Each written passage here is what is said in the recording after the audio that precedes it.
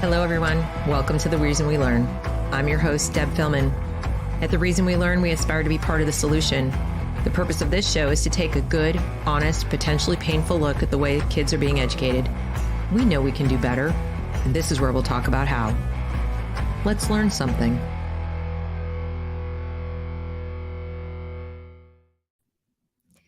Good afternoon, everyone. Welcome to The Reason We Learn. I'm your host, Deb Philman. Thank you so much for joining me today for a conversation with Josh Daws. He is a podcaster in his own right, so this is going to be interesting for me, speaking to somebody who's super experienced at this. And if it's your first time here, I would ask you to please consider subscribing to the channel so you can be notified when I make more content like this.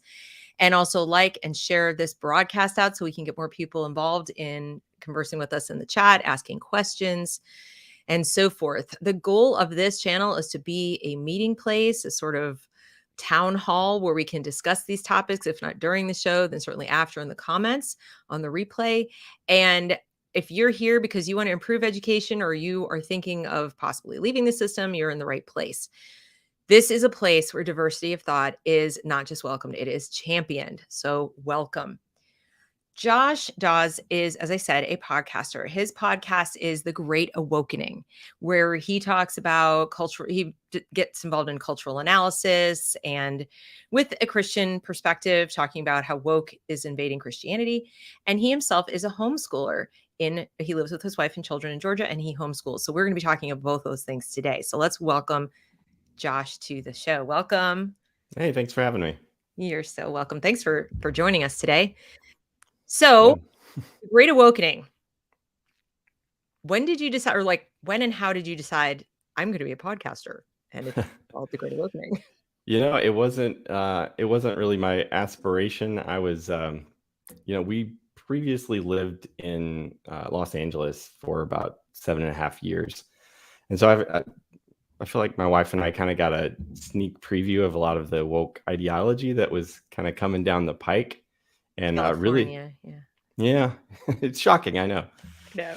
But so we saw, it really started to show up after a lot of the, police incidents, Black Lives Matter stuff. Sure. These ideas started showing up in the churches we were involved with.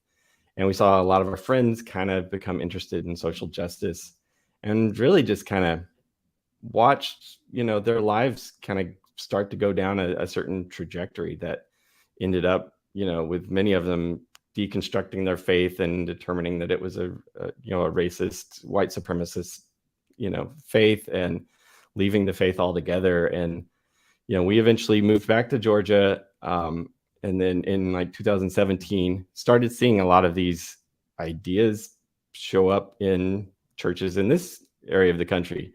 Mm-hmm. And I just, having done research and kind of followed a lot of these ideas back to critical race theory and discovering that and what that was all about, really just felt a need to kind of start waving the red flag and saying, whoa, hold up. These are not good ideas. Exactly. And when you saw people adapting these ideas, do you feel like they understood there was an agenda underneath them, or do you feel like they were what you might call sort of bandwagoners? I mean, what was your take on it initially? How deep into it? I definitely, I don't think many people recognize the agenda behind it, or if they do recognize some sort of agenda, they think that it can be compartmentalized, like that you can kind of eat the meat and spit out the bones. And, as my friend Neil Shinvey says, that doesn't work if the meat is poisoned. And these ideologies are poisoned through and through. And, people, it sounds nice. It sounds, considerate. It sounds, we want racial reconciliation. We want, to kind of right the wrongs of the past that may still be, lingering in the system. Mm-hmm. But it's really, it's a Trojan horse for really destructive ideas that just divide every institution they get into. Exactly. Can you explain what you mean by deconstructing their faith? I'm not sure everybody, even I kind of have questions about that. I sort of have a inkling, but if you could help us out with that, I would appreciate it. Sure. Yeah, that's become it's become kind of a growing trend among I think they're called evangelicals, people that used to be evangelicals, kind of left the faith. It Hmm. begins just this kind of pulling the threads of your faith, and like it may start with, well, look at your bookshelf. Is it all white authors? Then you need to diversify your bookshelf and listen to authors from different perspectives, because Right, right. you're only getting one perspective. And it's just this idea, just like we're seeing they do through American history, of like, the perspective that you're getting, the teaching that you are receiving, is a tool of oppression that is not the whole truth. And you need to listen to the lived experience of people from oppressed classes. And Right, right, it's just a thread that you pull it, and the whole thing tumbles down. right. It seems to me like from, what I remember going to church and being involved, that it would be difficult to reconcile the sort of new, like the elements of wokeism, or whatever you want to call it, that are themselves articles of faith. It feels like you're almost having to adopt a new holy and a new set of like a new dogma almost, Yeah. because a lot of the things they say are beliefs rather than facts.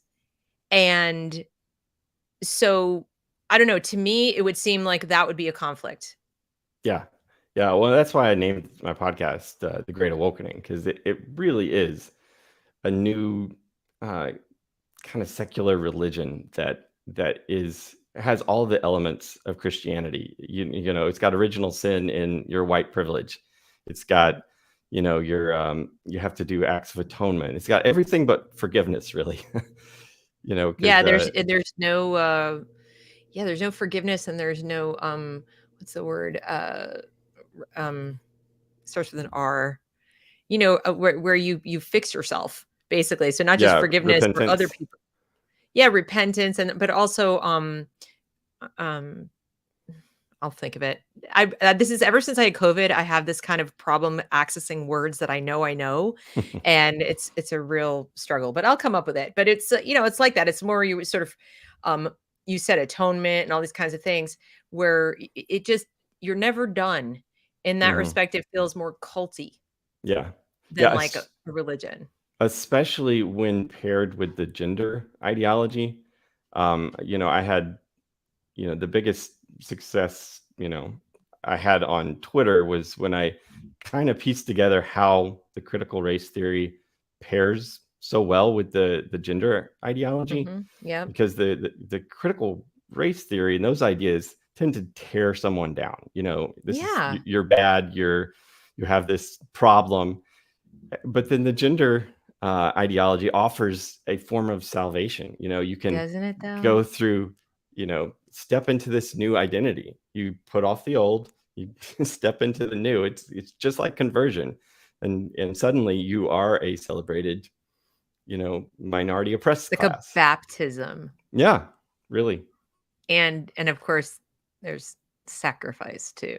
Hmm. You'll hear a lot like do the work, Yep. allyship, things like that. So instead of discipleship, we have allyship, which adds that element of war, which Yep. is extra creepy. Um, so when you talk to people about these things, or you approach people, I mean, were you approaching people in person, or were you just doing the podcast? I initially just started talking to people in my church. We were attending one church where the pastor, this was briefly, we weren't there a long time, but the pastor did a series on racial reconciliation. Actually had all of the white people stand up and applaud to signify our repentance for slavery and Jim Crow and all this. And it was, we weren't, we weren't there too much longer, but, I just began talking, conversations with people. in the churches that we've been a part of. And I at first I was thinking, well, there's better voices out there that are doing it. Neil Shinvey is doing great work, kind of covering this problem in churches. And I would share his stuff with people, and they'd be like, man, I don't know if I'm getting this. It's way over my head. And so I found that I kind of have a knack for taking these ideas and kind of explaining it to the regular person in the pew. And my wife kept pushing me to do a podcast to talk about this, and finally listened to her last year, started the podcast, and it's been going really well. That's great. Yeah, people really need education in this area, and I've said, as many people who can do it. There are obviously different people respond to different voices, but also I think people need to hear things repeatedly. Mm-hmm. So there's no one way to expose this stuff. It's just, they might hit, like the right person. They hear the right person. For some people it's James Lindsay, for some people it's Chris Rufo, for some people it's you, for some people it's me, or a combination of all of us, or whatever. Or they start hearing things again and again, and they put it together. Now, I've heard it said at this point, all the information floating around about all of this is propaganda, including the stuff that we're putting out by its definition, in other words, by the definition of propaganda, and that these are our opinions.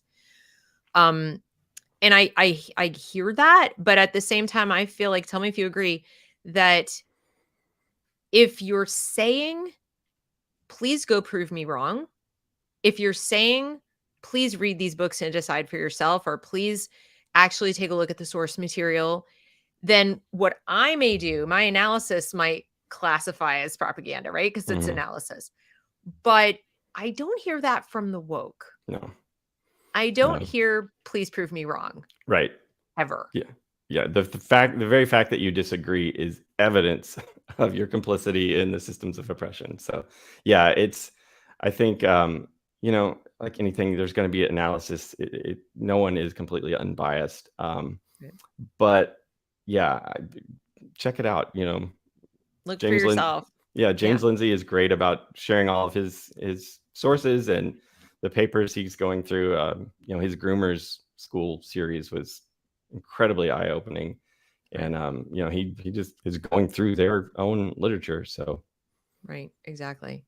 Now that sort of brings me to another topic. When you began, you mentioned George Floyd, you mentioned CRT and things like that. And I think the entire realization that this is going on, and it's been going on for decades, so we know that, but for the general population, the average layperson who was not deeply involved in academia or whatever and didn't see it, their first realization was the CRT stuff, right? That's kind of like where they first started seeing, like, why are you telling the white kids what?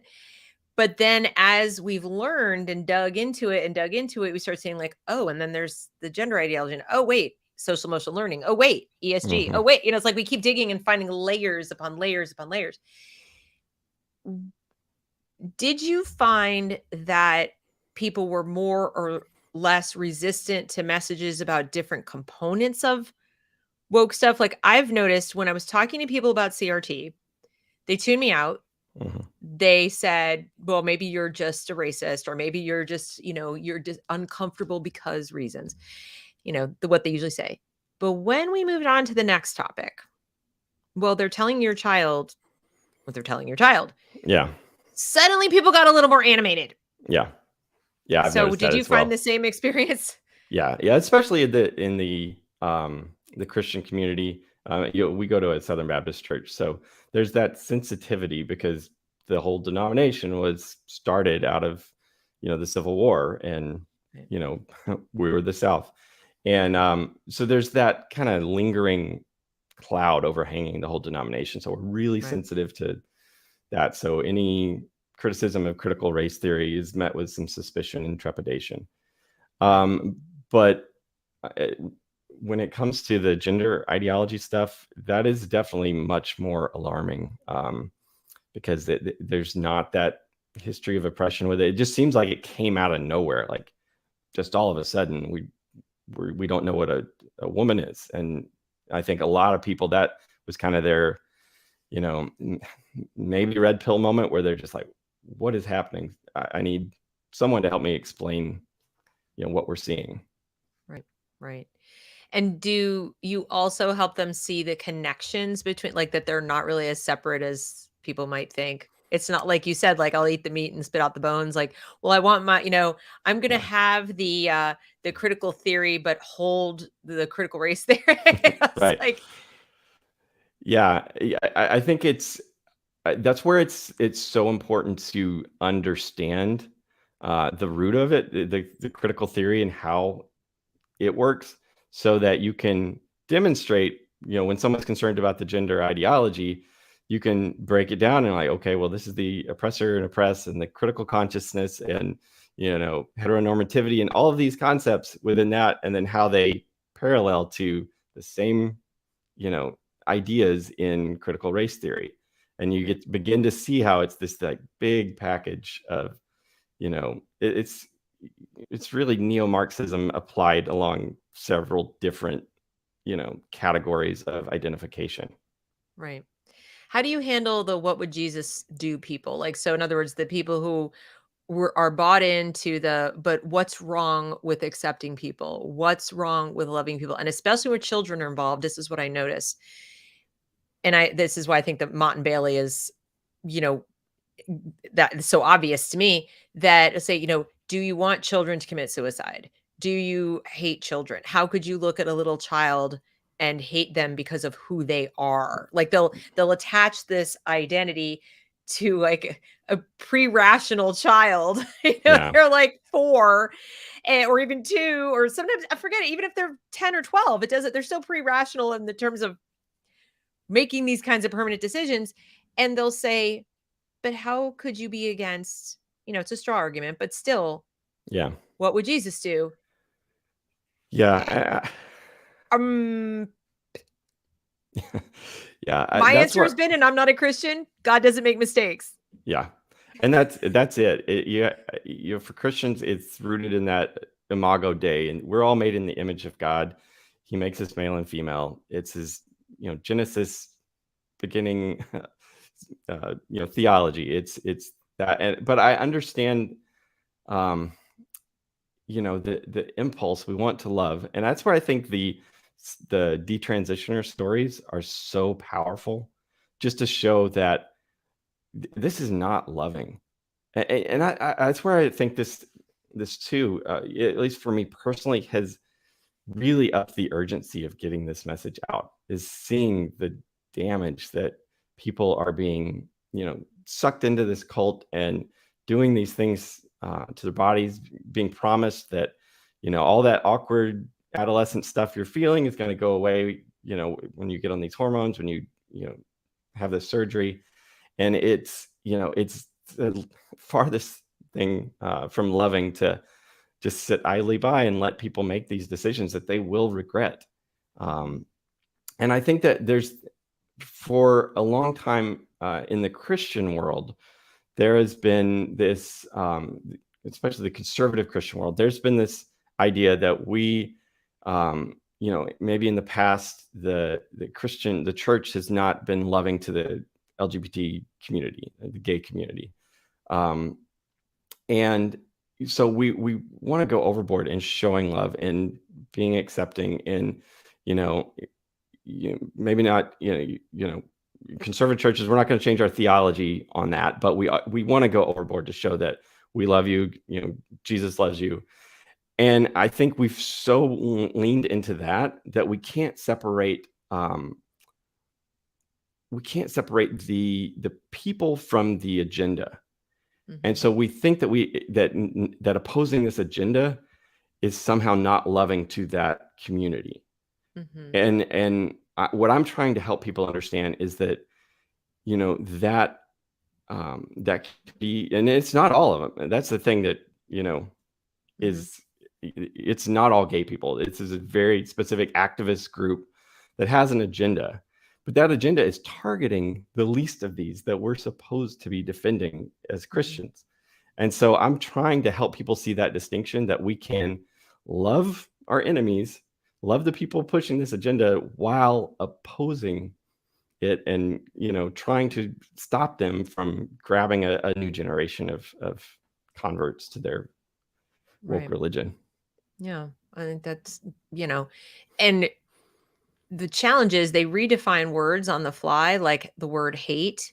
Mhm. And the word hate is a very powerful word.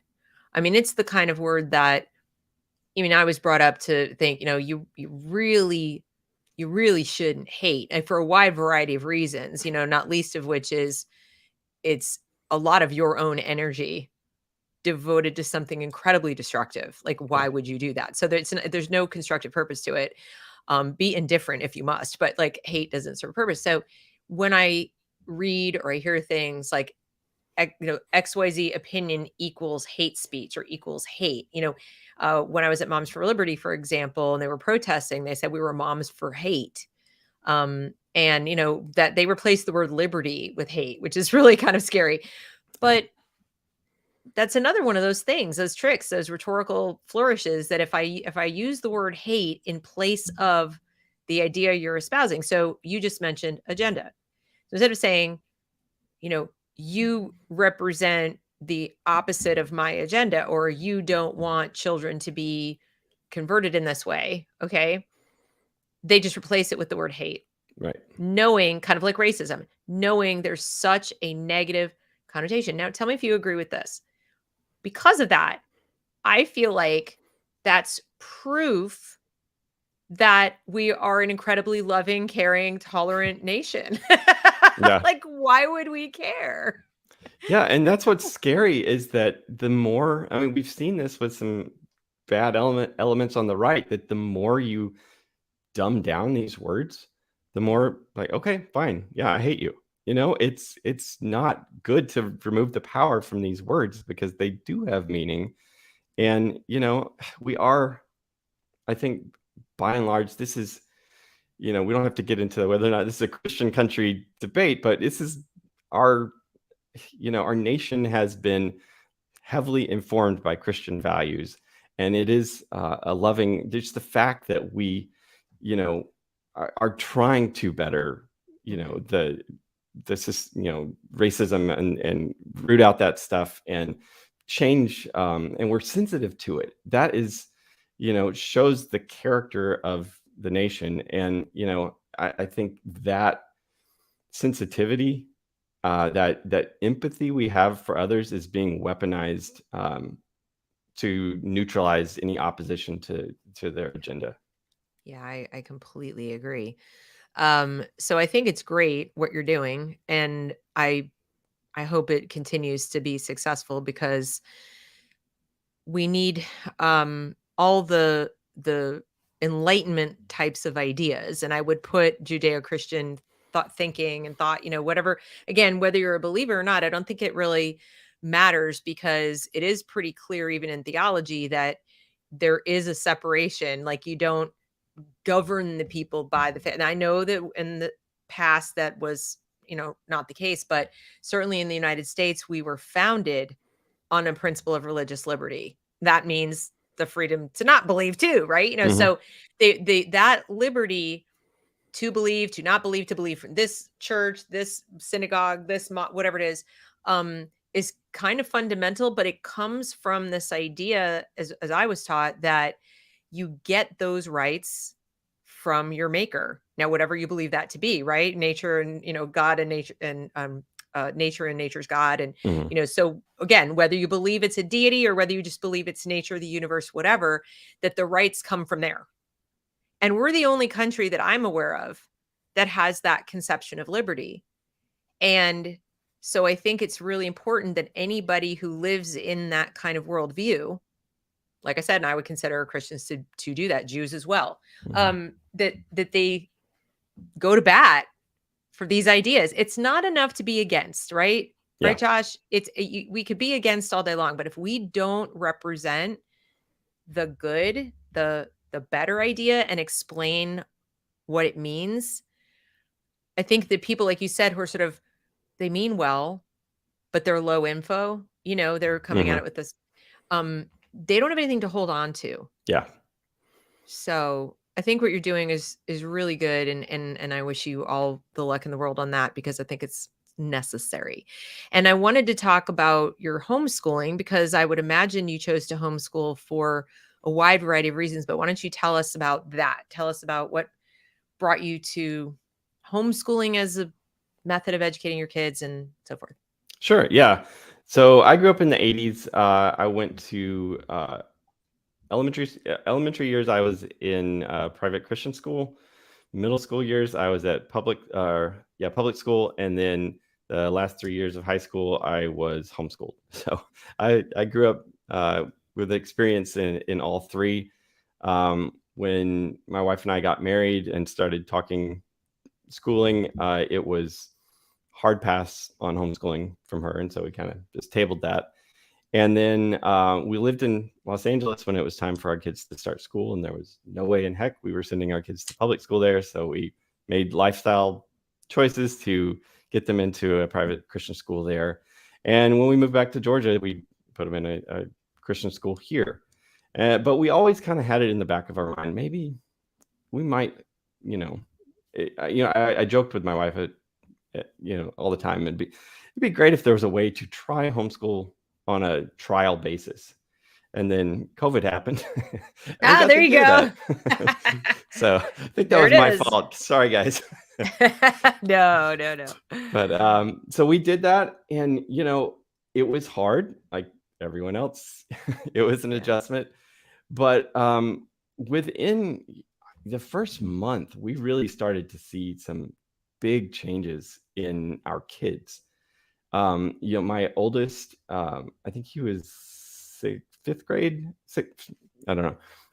sixth grade when we started, and he's not a very dominant kid, so he wasn't picked on, but he was, lower on the social hierarchy, and he would come home and want to exert that dominance on his little brothers, and so we just had the worst fights, every day after school, and it was awful.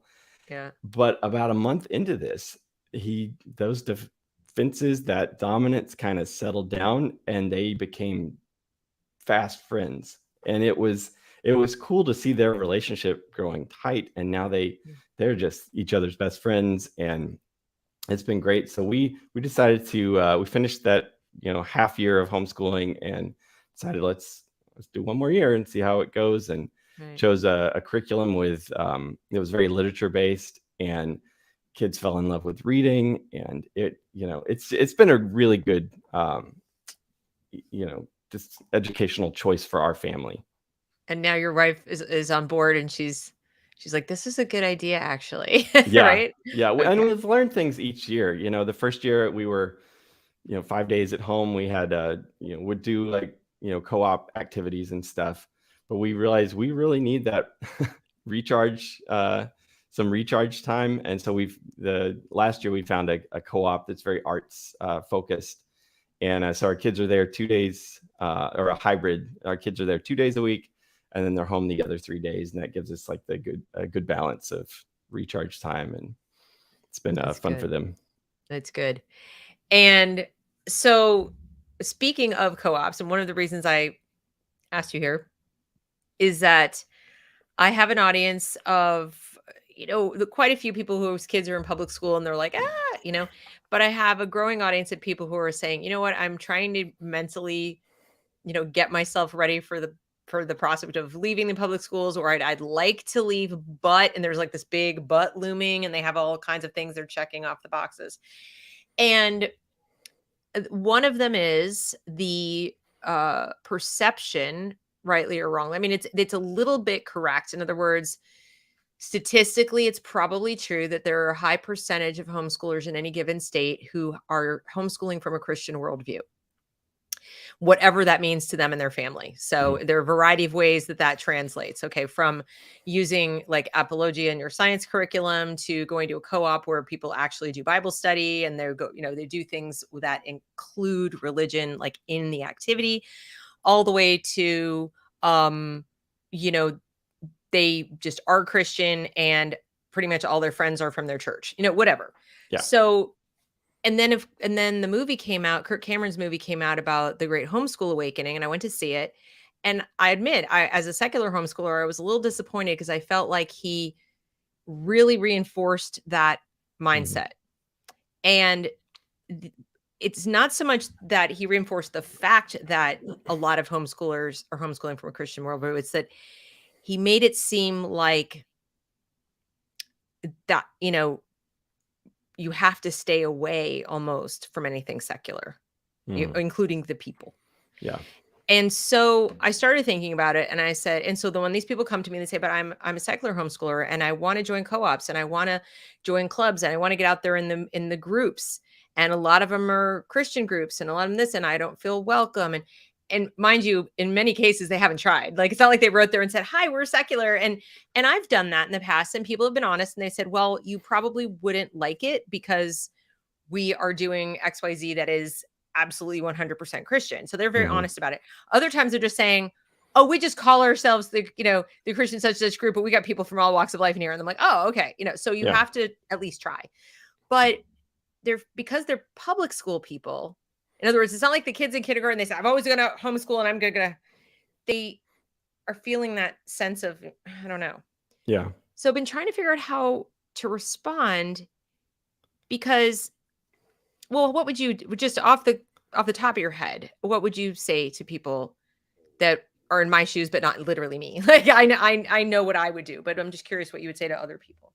Yeah. I think there is, I'm sure there's so many different options and flavors of homeschooling and different types of co-ops.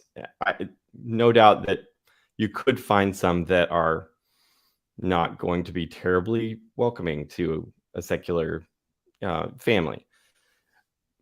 But as a Christian, we've tried different options, and there are several different, groups that were not a good fit for us. I think there's going to be, it's going to be require you to kind of put yourself out there.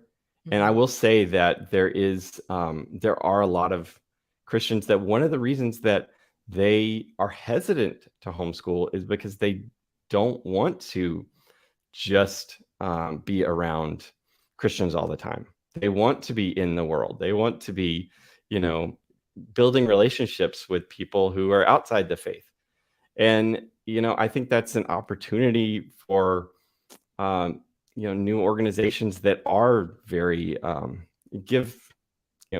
provide that community that allows, for those kind of interactions. I think there's certainly, I know my wife does most of the, social calendar stuff. I'm kind of just here when they're stuck on math, but she'd be a better one to ask about this. But I know she's been to some events where it was a very diverse group of people from different beliefs, and so it is out there. You can find it, but you may have to try a few things. And that's one of the things I tell people about homeschooling in general. You're not going to have it figured out, your first year. You're going to find what works. You're going to find which groups are a good fit for your family. And, it's going to look different each year. Right. And you might need to make something of your own too, which is, it's a tough for people who've had the set it and forget it kind of mindset of school. Like, I dropped you off, I'm good, I'm done. I just have to monitor the homework.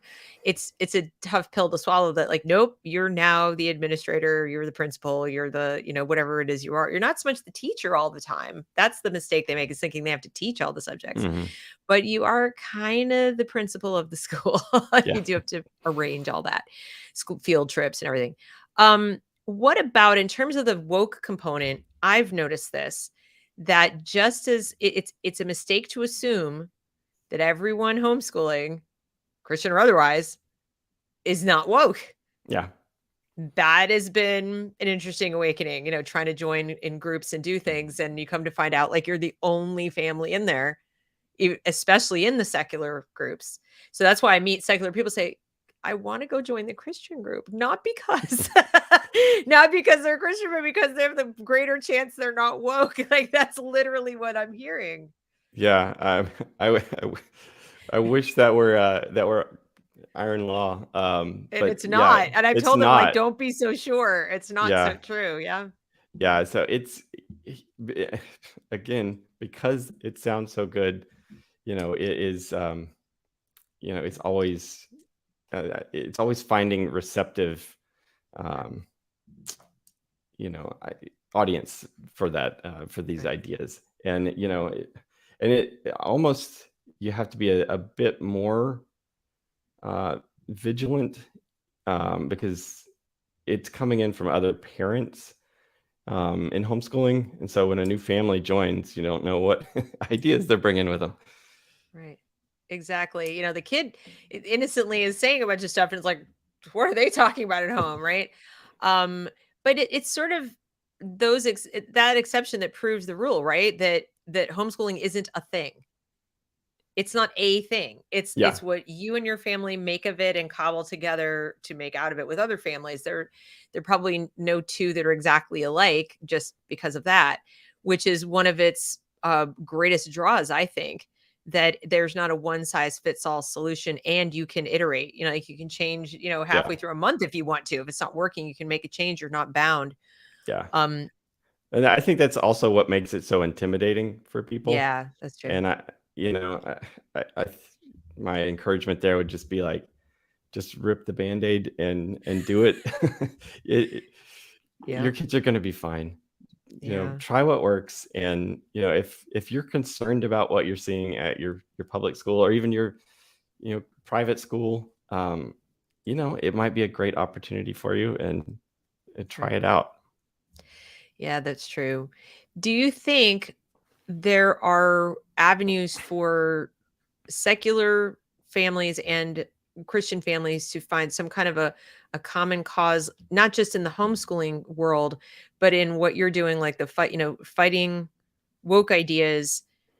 I feel like, and I've felt this way for a while, because there is a fair amount of overlap. In other words, the people who are, and I felt it at Moms for Liberty, I've felt it in other places, that if you are really deeply against what's going on, or rather you really want to save liberty, you really want to save these Enlightenment values, that's a common thread that it cuts across those groups. Like it's not all in one or the other. And I just think when you're trying to operate to defend something separately, it doesn't work as well. Yeah. As if you could sort of find that common ground, join forces, and better explain it. Because what I've also noticed is that first of all, I think the left is just better at that. When you make something sound really good and fluffy and wonderful, you automatically reach people all over the place, because doesn't everyone want to feel good? Doesn't anyone? I mean, when I say feel good, I don't mean like in the sensual way. I mean, feel like I'm a good person. Yeah. I've just outsourced my morality to this stuff, right? Yeah. So they have an edge.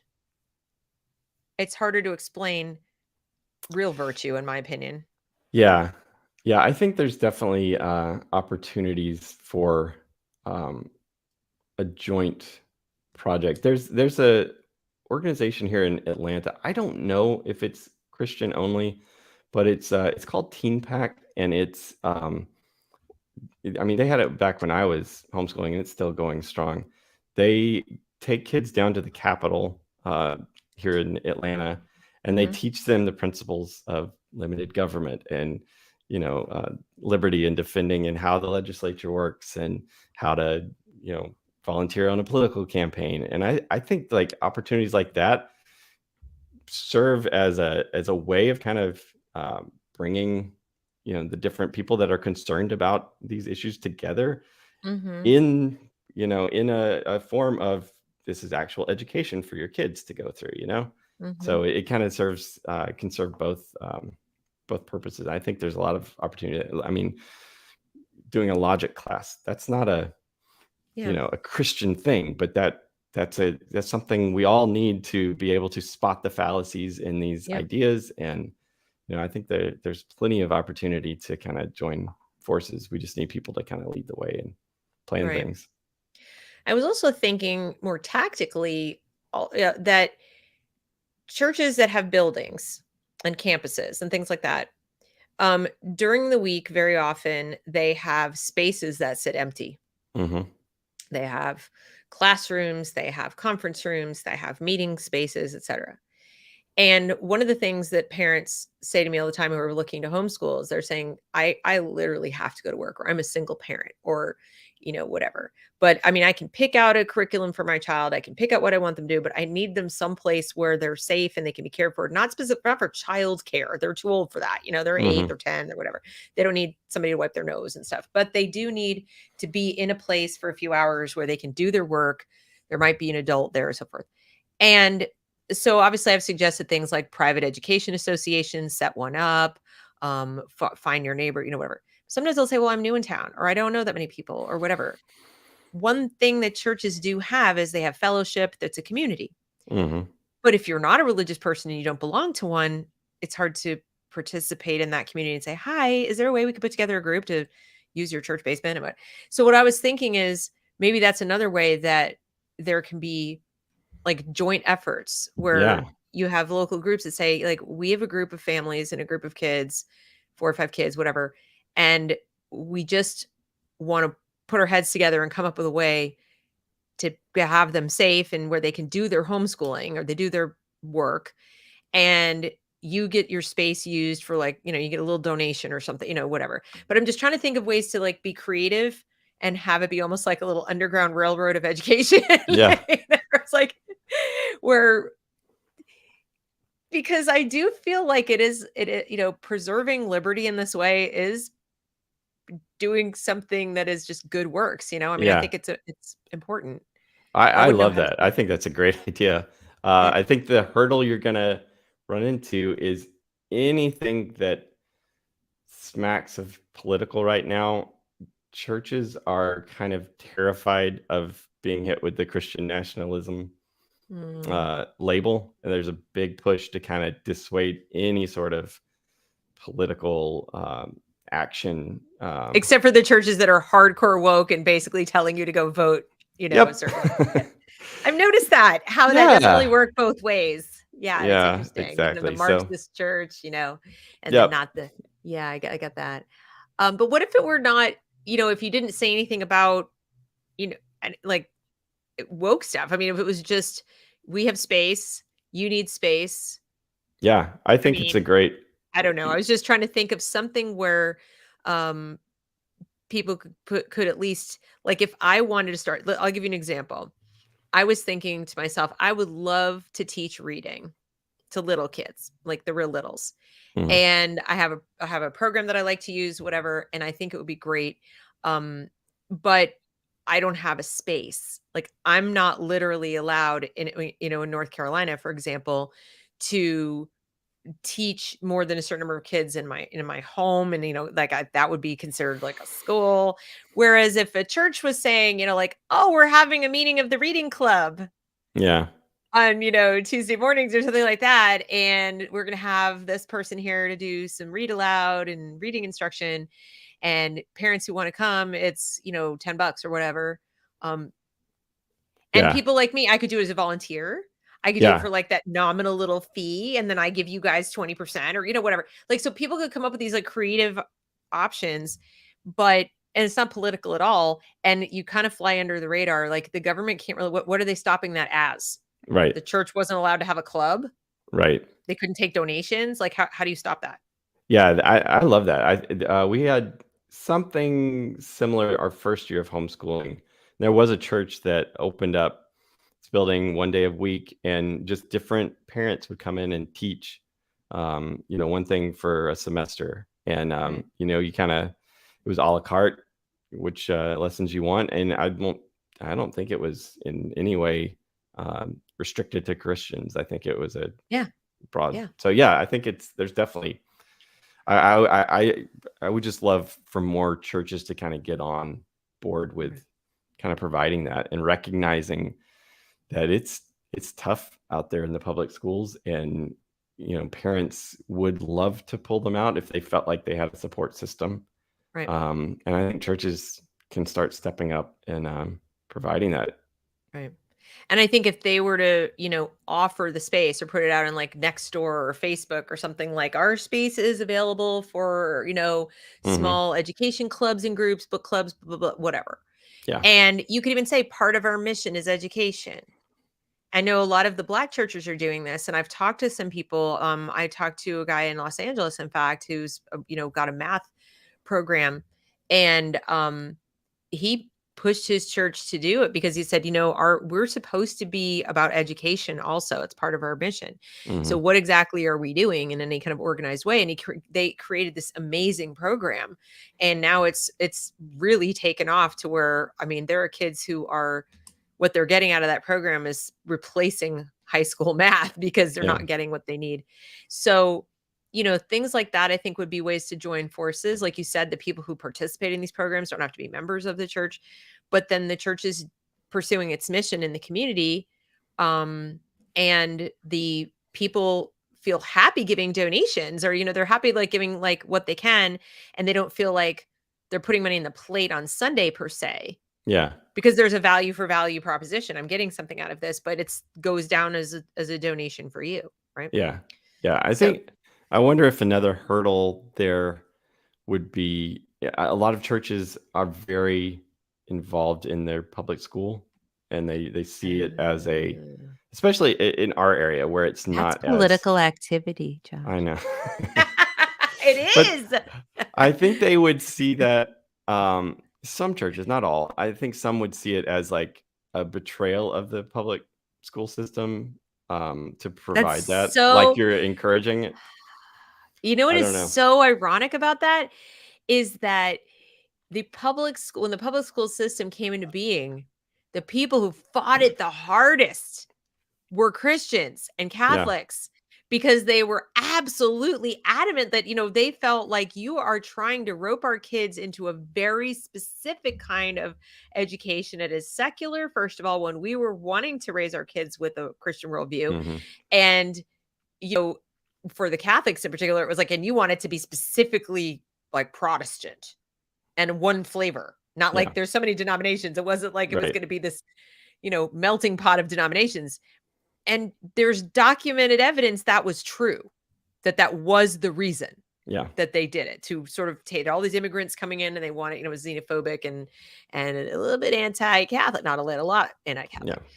And so they were so against it. This is tyranny. This is horrible, to the point where out in Oregon, they had the Little Sisters of whatever lawsuit that basically gave us our right to homeschool in perpetuity, because that decision in the Supreme Court said, you can't force these people. That's kind of like denying them their First Amendment rights to educate with their world, with their religion.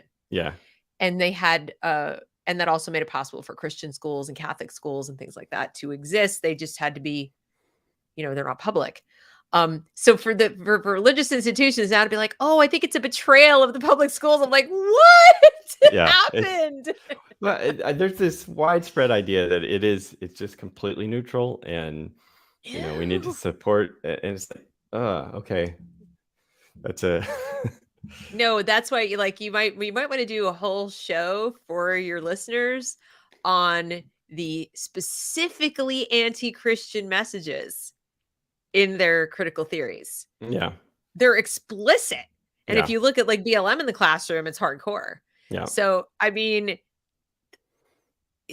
it's not neutral, and it's definitely not neutral where Christianity is concerned, and increasingly where Judaism is concerned. They're getting really taking the mask off about that too. Yeah. And so I think there's a sense from a lot of Christians that, what we see on Libs of TikTok that's out there somewhere. That's California, Portland, but that's not here. Our teacher is a Christian, and the principal goes to church.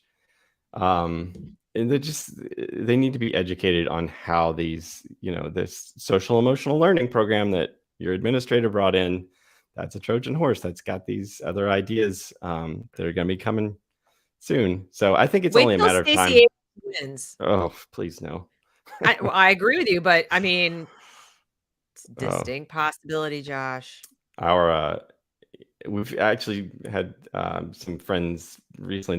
This upcoming year, they've decided to pull their kids out of public school, because our Gwinnett County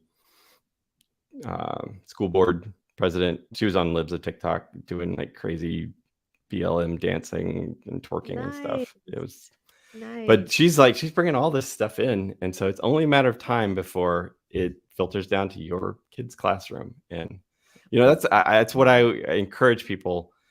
What is your breaking point? What is the line that once this is introduced, I can't do this anymore?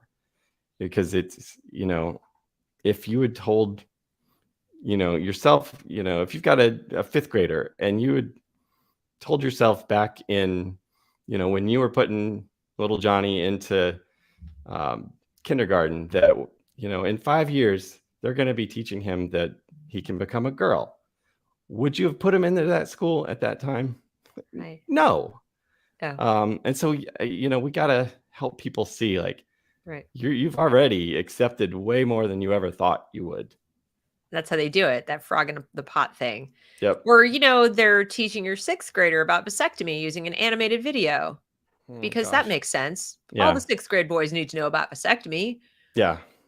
Some of these graphic novels, they're in the libraries, like, oh my gosh, this is nuts. It's nuts. And I think it's a good way to put it. Like, what's your breaking point? But also, I'm sure you know that these ideas are insidious. So in other words, by the time they're showing the child curriculum materials, it's too late. They've already, just like they've softened us up, they've softened the kids up with messages like, we treat people how they want to be treated here. Yep. And what sounds wrong about that to you? Yep. That's not what we were taught. We treat people how they want to be treated. Well, that opens you up to all sorts of abuse. Like, where's your boundary? Yeah. It's, you treat people as you would like to be treated makes a lot more sense. We teach people how to treat us, makes a lot more sense, but we treat people how they want to be treated. Well, my goodness, then they can demand your empathy all day long. They can be narcissistic to the nth degree. Yep. What's to stop them? That's the rule. We treat people how they want to be treated. So if their feelings are hurt, it doesn't matter what you intended. It doesn't matter.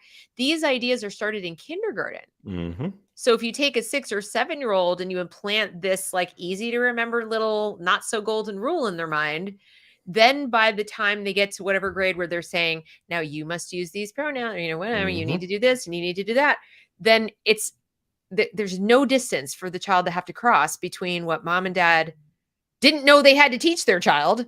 Because let's remember, the parents didn't know. I need to sit my child down and explicitly explain to them where we stand. You think, well, they go to church, we go to Sunday school. They know, maybe not.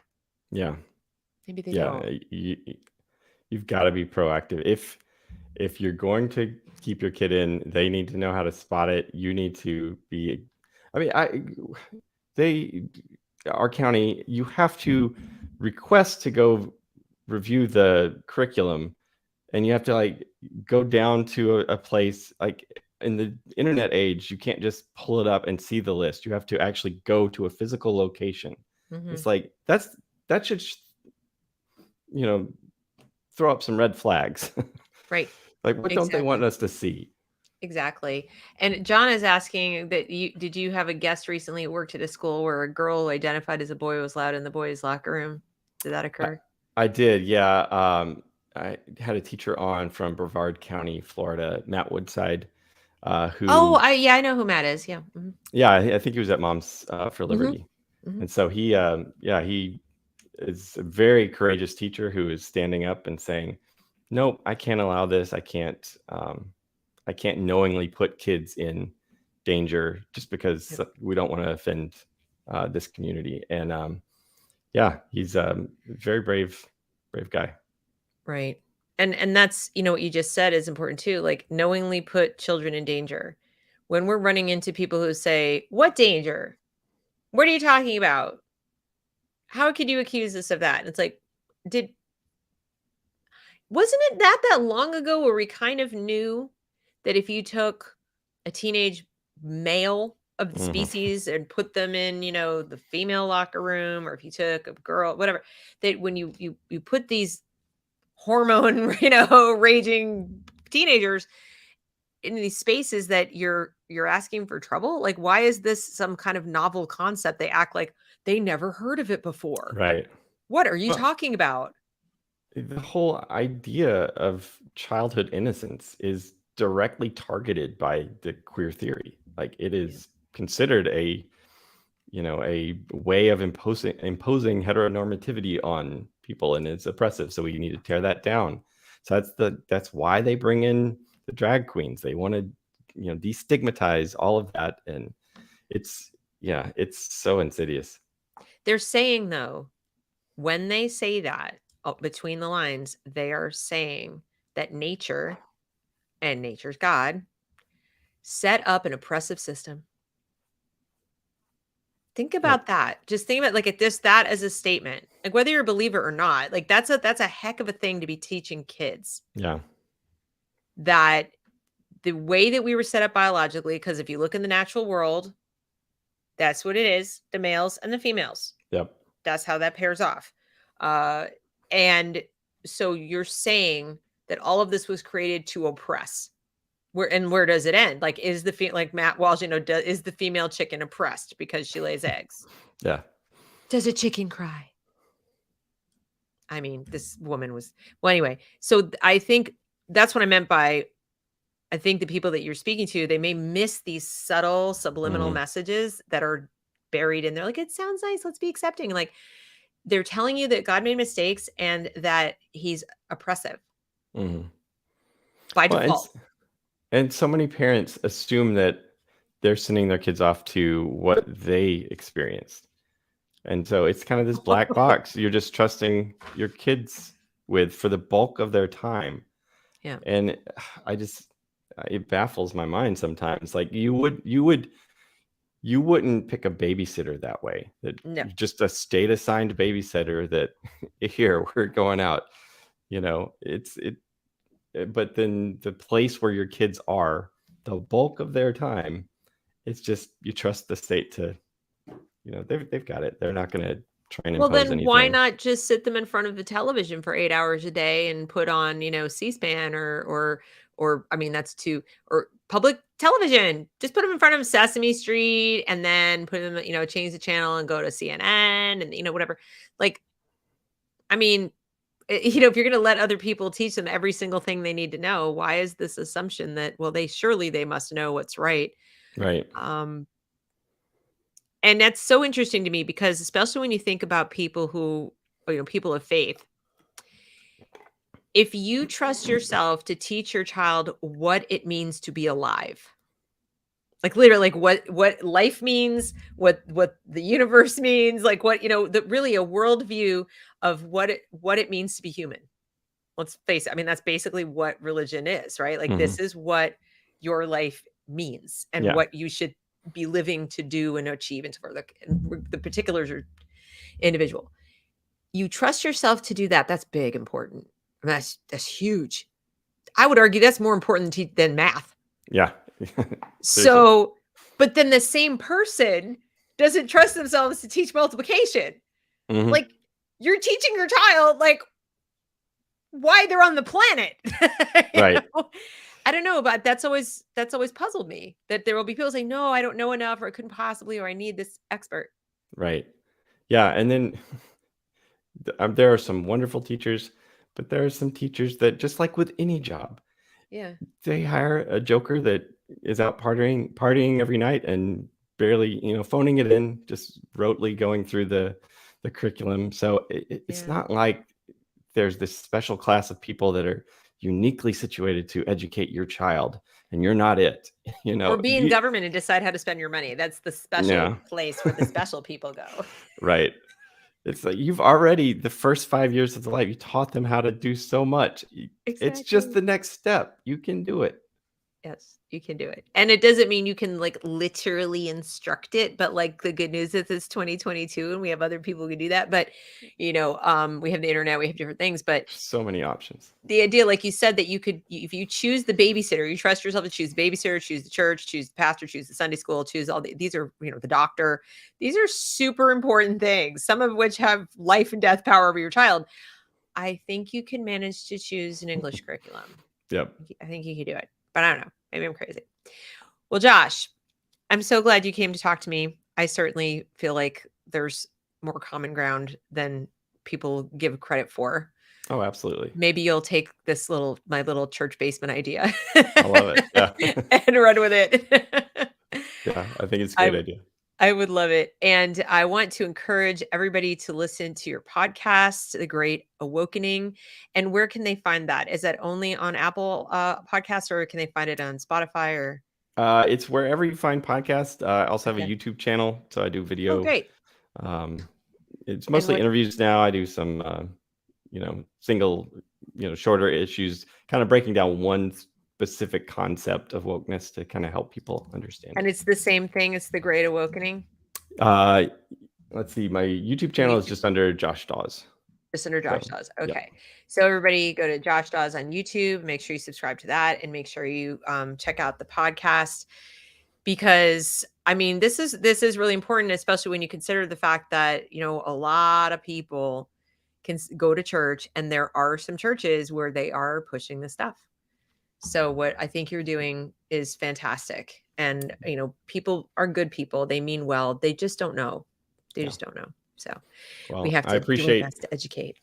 Yeah, I appreciate you having me on. I'm a big fan of what you're doing as well. So Thank you. And keep. thanks for spending the time. Appreciate it very much. Everybody, don't forget, like, share, subscribe, not just here, but over at Josh Daws and at The Great Awakening. And we will see you next time. All right. So have a great afternoon.